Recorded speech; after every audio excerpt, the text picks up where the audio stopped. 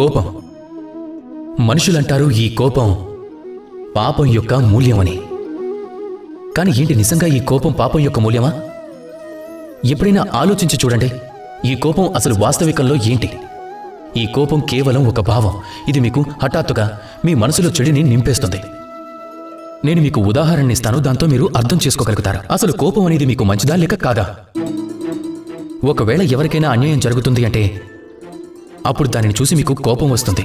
అలాగే ఈ కోపం వాళ్లకు సహాయం చేయాలనే ప్రేరణని కలిగిస్తుంది. ఈ కోపం మంచిదే. ఒకవేళ ఎక్కడైనా ఒక స్త్రీపై అత్యాచారం జరుగుతుంది అంటే అప్పుడు కూడా మీకు కోపం వచ్చింది అంటే, అలాగే ఈ కోపం మీకు తనని రక్షించడానికి సాహసాన్ని ఇస్తుంది. అప్పుడు కూడా ఈ కోపం మంచిదే.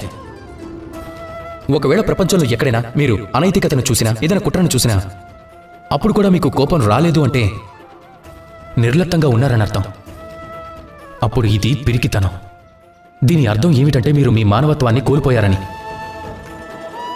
అర్థం చేసుకోవడానికి ప్రయత్నించండి. మీకు కలిగే ఈ కోపం శక్తి యొక్క కారణంపై ఆధారపడి ఉంటుంది.